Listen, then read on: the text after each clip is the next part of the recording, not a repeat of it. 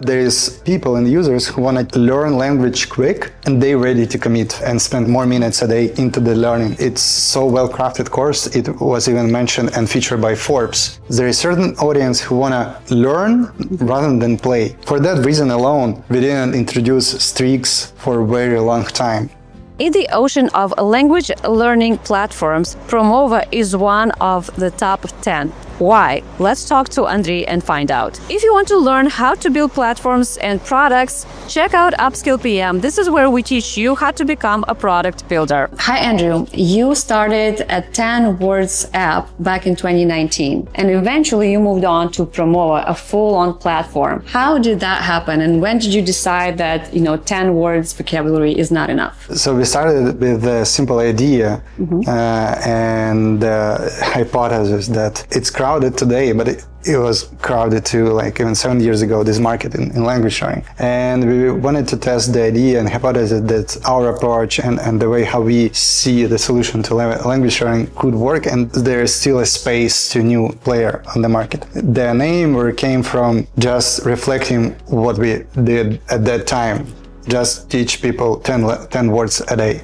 So 10 words, simple as that. But eventually in like less than a year, we faced the problem that the product evolved into not just 10 words, but phrases, grammar, speaking practices, those things. But the people still, when they download the app, they still, it's just words. Or when they look and checked our ads on the Facebook, they're like, it's just words. And we are not. We were like grammar, proper app at the time. Okay, we need to change the name. So how much time did it actually take you to go from 10 words to Promova name? So we released app in 2019, 2020 the words booster appeared, and 2022 Promova. Okay. The founders, when they move from one brand to another, they challenge a problem of losing customers. Did you face any of those spikes or drops in traffic? Well, it was a concern. Obviously,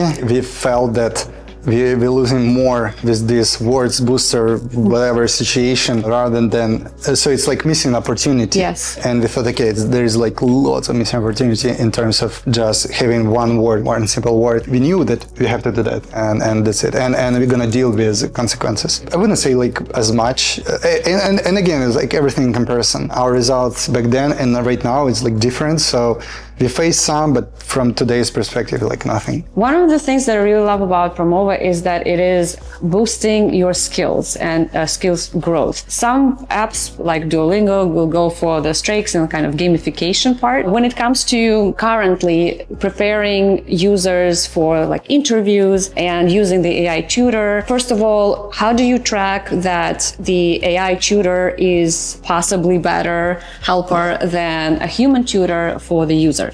For a long time, and since we started the app, my initial thoughts on the product direction and the way how we're gonna build the product, it always were like, okay, we are for serious learners, for committed learners. We're not gamified-ish app. It's not the problem is the gamified-ish apps. It just there is certain audience who wanna learn rather than play.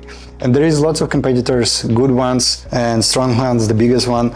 They focus on, they trying to solve this problem through gaming experience, and they believe that it's better to have at least couple of minutes practice a day rather than but every day, and in a span of like a year or two you're gonna achieve a certain level, which is one of the ways. But there is audience and people and users who want to learn language quick, fast, and they're ready to commit and spend like more times, more minutes a day into the learning. So okay, we are not gamify, we are for committed learnings, for prosumers, for pro learners. Let's go. For that reason alone, we didn't introduce streaks for a very long time, because in my opinion back then the streaks, it's like games, and we are not games, so we're not gonna add streaks. But then it's became like niche industry standard. It's less of a game now. It's just streak. It just keeps you motivating to learn every day. So we introduce streaks. So they want to learn. That's a way to Yeah. upgrade your life. Yeah, for them, the end goal is to have better salary, better life, move to a new country, find new relations. So that's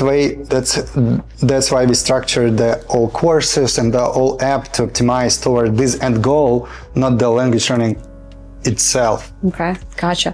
Well, so one of the things I wanted to comment on what you said about learning, I remember learning Korean for the fact that I just like to learn the language. Right now I'm not practicing, so I'm forgetting it, right? This is where I can go back to Promova to upgrade my skills. One of the things that we do at Upskill PM School, we have built AI self-assessment tool, so the person can check out their experience and their learning of how much they know in product management. Do you guys have like a self-assessment where the person can see, okay, I am level B in this language? So first of all, I want to add on your Korean experience, because at Promova we have one of our employees, Ellie, she have Korean roots, and she built her own initiative. She built a course for Promova for Korean. It's so well-crafted course. It was even mentioned and featured by Forbes USA. Come join and check our Korean course. So I know that one of your competitors, what they do is they basically, because it's calls, like Zoom calls, and it tracks the conversations, and throughout hours of these conversations, it can give the estimation of like, okay, this is where you are at, like this is your level of knowledge of English, for example. One of the awesome things that you guys have done that I don't think a lot of applications have done is dyslexia mode. Tell us a little bit more about that, if you can. Any other upcoming features that are going to be helpful for neurodivergent people or something else? Yeah, so dyslexia, we added 2 years ago, first version of it. Now we have the second version, and we added some couple of more features like white noise. One of the team members introduced this idea, and I was like, anyways, started to think about it. I was like, yeah, this is the right idea, right spot, and right feature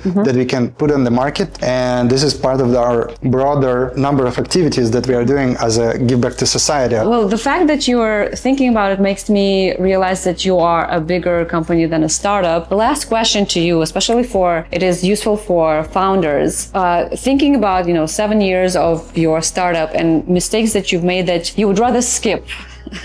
Can you share with us like what you would rather skip and for founders to keep in mind? One of the toughest questions that we can talk another couple of hours, I believe. You got to convince the other people that it's possible, because let's say you're on the front and you're as a leader, you're trying to push these boundaries for the team behind, but also you want to have them near you, not just behind, but near you, push those boundaries together and convince them that they can do that too. You've got to sell the vision, you've got to be inspiring as well, and hence this is where it's challenging to be like, okay, we're on deadlines and I don't want to be a bad guy, but at the same time we got to inspire and push everybody together. When I was 25, or when I just started, I started my first businesses when I was teens, like 15, 16. I started Promova 24, 25 or something, and I had startup experience before that, so I was always pushed myself. And and at that time I didn't understood there is childhood traumas, there is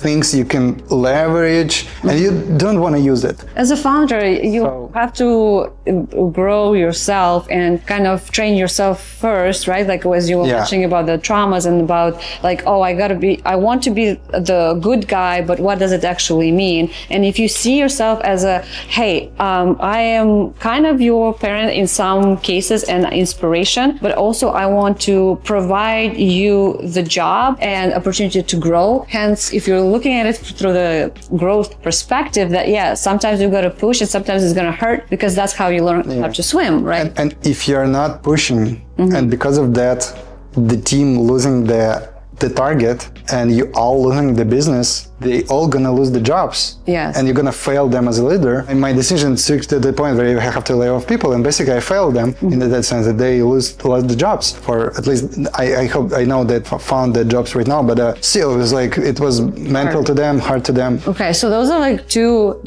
pieces of advice for the founders. Any inspirational to end the interview? Anything for us to remember? So according to Forbes statistic, if I'm not mistaken, the average age of a billionaire, it's 73 years old.